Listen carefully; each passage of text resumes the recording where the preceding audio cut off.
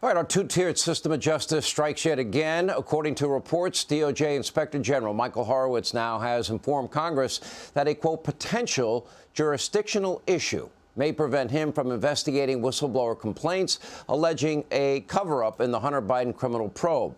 So is the DOJ limiting its own inspector general from fully investigating what are serious allegations of preferential treatment for Hunter Biden?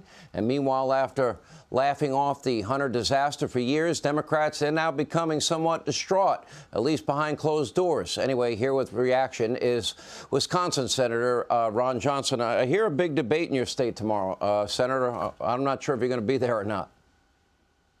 Oh, no, I'm definitely going to be attending. Hopefully we'll hear some pretty good proposals from Republican presidential primary candidates.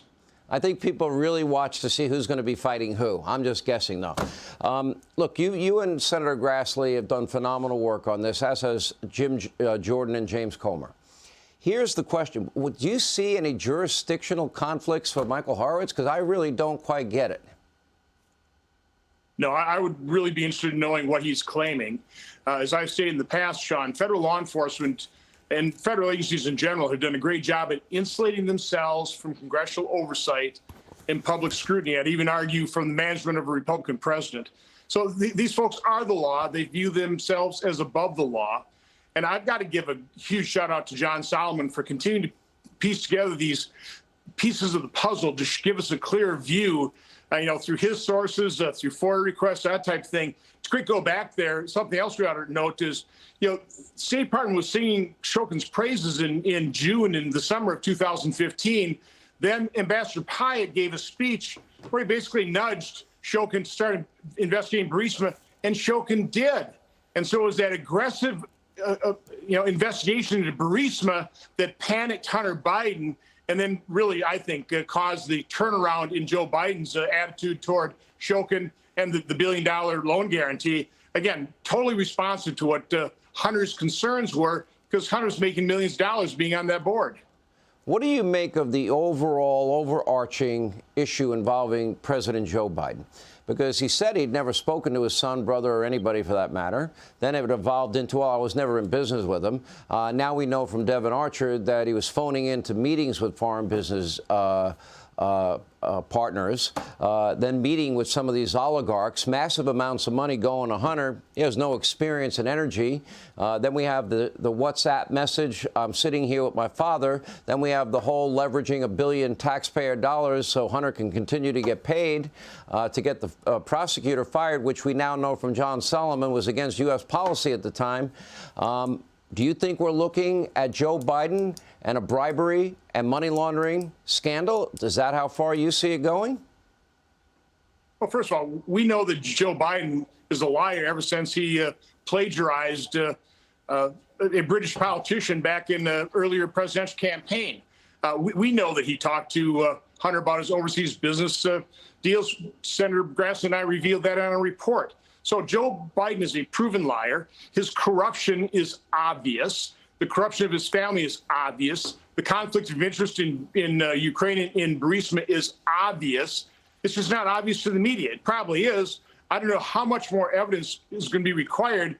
But again, because of the good work of Jordan and Comer and Solomon and what the foundation of the Grassley and I laid down, we're starting to piece together that evidence, and it's going to, at some point in time, become so obvious even the corrupt and complicit media will have to admit it and start reporting on it. Honestly, that hasn't happened yet. It seems to be starting, at least with the Washington Post and New York Times and their reports and the Politico report. DOJ policy says that you have to be outside of the department to be appointed special counsel. We know that the whistleblowers are saying that Mr. Weiss is lying as it relates to him, what he said to them, and what both Merrick Garland and Mr. Weiss have said publicly, that he had full authority to go into other jurisdictions.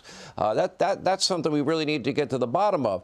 And then we have the whole issue of, now we understand that Weiss's plan was to not even charge Hunter with anything. That evolved into the sweetheart deal only because of the IRS whistleblowers that Hunter Biden's lawyers apparently wanted investigated. But then we now know that resulted in a plea deal the sweetheart plea deal, but that was only plan B. And even the judge is asking the prosecutors, you ever see a deal like this? No, I never saw one like this before. Okay. And thankfully, the judge actually read the plea deal. How do you interpret all this? Well, first of all, the being outside government's been waived in the past. I think the more important requirement of a special counsel is they need to be independent. And if you look at the 8 billion people on the planet Earth, I don't think Merrick Garland could have found somebody less independent than David Weiss. You're right. He was in charge of that sleazy plea agreement. And that's what it was. It was sleazy. They were trying to pull the wool over the judge's eyes. He's the one that allowed the statute of limitations to run out on the Burisma tax payments and the tax payments due on those. You know, Hunter Biden still has reported the $400,000 of income that Eric Schreier and his advisor told him he needed to report back in 2019. So this is obvious tax evasion. This is obvious criminal activity. And David Weiss was willing to just look the other way for over 5 years. And he's the one appointed special counsel. This is a sick joke. All right. Senator, hopefully we'll get to bump into each other tomorrow night. Look forward to being there. Thank you for being with us. Hey, Sean Hannity here. Hey, click here to subscribe to Fox News YouTube page and catch our hottest interviews and most compelling analysis. You will not get it anywhere else.